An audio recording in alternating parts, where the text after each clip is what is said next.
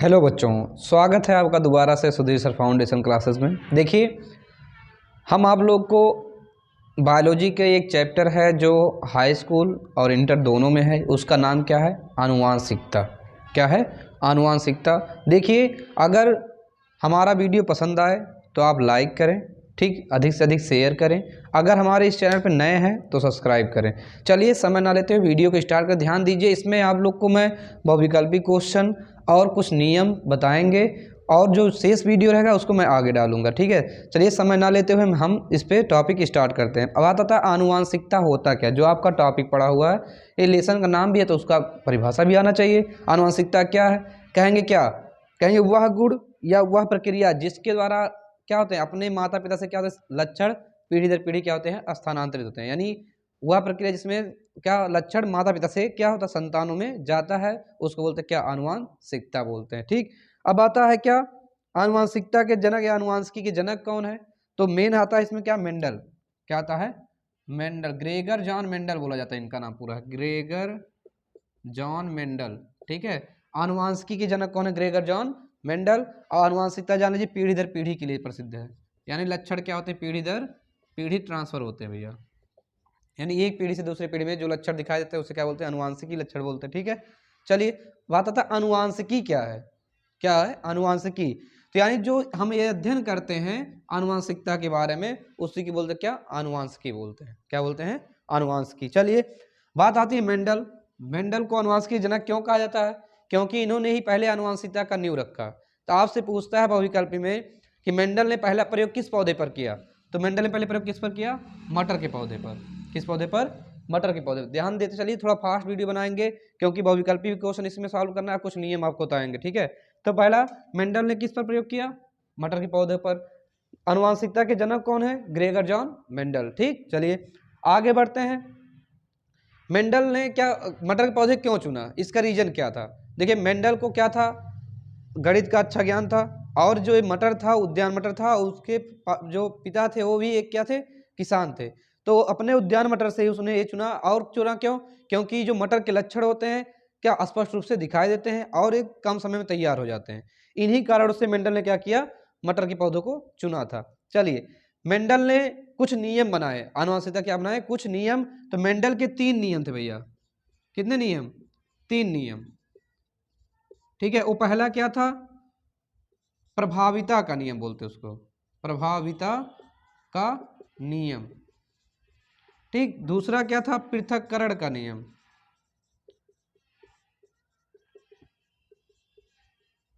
ठीक, तीसरा क्या था आपका? स्वतंत्र अव्यूहन का नियम।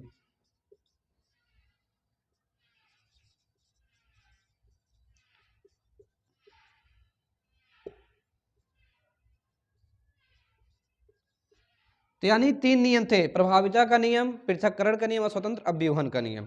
तो हम हर एक नियम को बता देते हैं। इस वीडियो में इतना ही रहेगा, तीनों नियमों के बारे में फिगर के साथ तो हम बनाते हैं। चलिए ध्यान दीजिए, पहला नियम क्या है? प्रभाविता का नियम। ठीक है,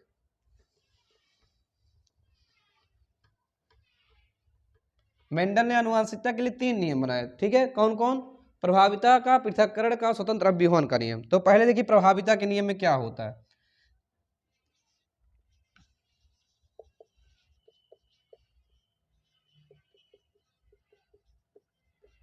देखिए, प्रभाविता का नियम की व्याख्या मेंडल ने जो किया वो क्या? शुद्ध शुद्ध वंशाक्रमी पौधों के लिए 2 शुद्ध वंशाक्रमी। तो हम 2 शुद्ध वंशाक्रमी पौधे ले लेते हैं। क्या? एक शुद्ध लंबा ले लेते हैं और एक शुद्ध बौना।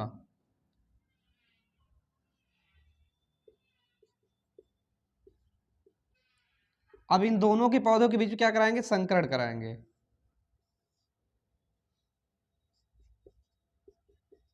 देखिए, अब जो संकरण के बाद पहला पौधा मिलता है उसको F1 पौधा कहते हैं, या फिर क्या बोलते हैं? प्रथम संतानीय पीढ़ी।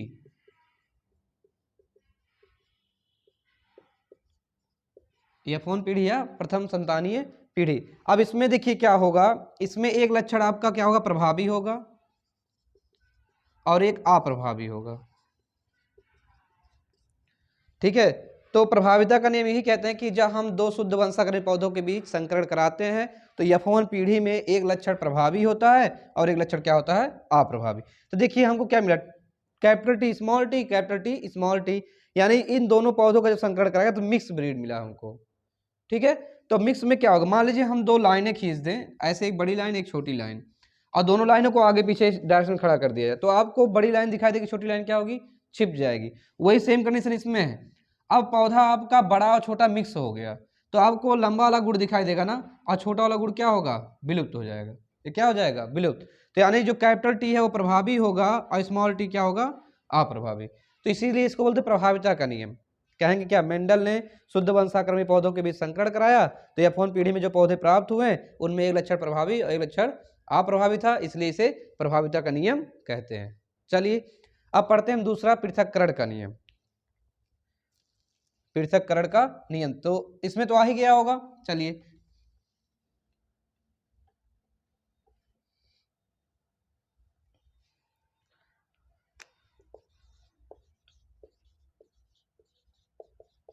देखिए पृथक्करण में क्या है, तो जो F1 पीढ़ी में पौधे मिले हैं, यही मिले हैं ना, इनके बीच पुनः संकरण कराइए। क्या कराइए, पुनः संकरण। तो हम इनके बीच फिर से संकरण कराते हैं।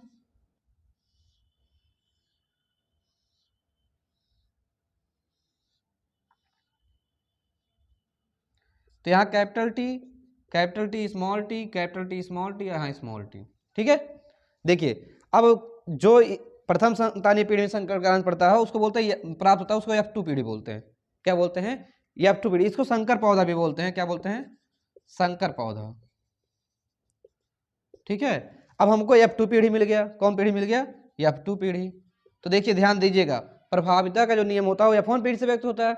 अब हमको पढ़ना पृथक्करण का ना, तो F2 पीढ़ी में जाना पड़ेगा। तो इसमें क्या कहेंगे, जब शुद्ध वंशाक्रमी पौधों के बीच संकरण कराया गया, तो F1 पीढ़ी में प्राप्त पौधों के बीच पुनः संकरण कराने से जब दोबारा संकरण कराएंगे तो एक लक्षण क्या होगा, शुद्ध रूप से पृथक हो जाएगा। एक लक्षण क्या होगा, शुद्ध रूप से क्या हो जाएगा, पृथक हो जाएगा। देखिए अब ये लक्षण पृथक हो गया कि नहीं, इन तीनों में जो लक्षण है ए और ए, देखिए पृथक है। चलिए ध्यान दीजिए, पृथक्करण का नियम बोला है ना, तो इसमें देखिए दो लक्षण अलग अलग पृथक हो जाएंगे। देखिए यहाँ पे शुद्ध है तो यहाँ भी शुद्ध मिल गया, यहाँ बौना है यहाँ भी बौना मिल गया, तो यानी एक लक्षण शुद्ध ए हो गया, एक लक्षण ए शुद्ध हो गया, और दो क्या हो गए, मिक्स हो गए।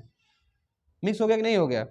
तो पृथक्करण के नियम में क्या होते हैं, दो लक्षण स्वतंत्र रूप से पृथक हो जाते हैं और दो क्या हो जाते हैं, मिक्स हो जाते हैं, इसलिए इसको क्या बोलते हैं, पृथक्करण का नियम। इसमें अनुपात क्या होता है, 1:2:1। पूछता है कि पृथक्करण के नियम में पौधों का अनुपात कितना होता है, तो क्या बताएंगे, 1:2:1 होता है।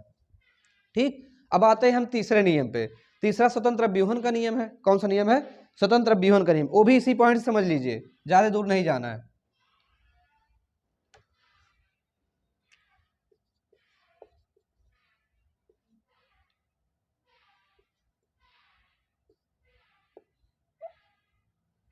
स्वतंत्र अव्यूहन, थोड़ा जगह नहीं है। ठीक है, स्वतंत्र व्यूहन का नियम। तो बताइए इसमें मैं बनाया हूं क्या, capital T, capital T small, capital T small, small T, यही तो है। तो देखिए अब इसमें क्या, पृथक्करण के नियम में तो एक लक्षण इधर पृथक हो गया, एक लक्षण उधर पृथक हो गया, दो मिक्स हो गए। ठीक, अब हमको क्या करना है, स्वतंत्र व्यूहन का।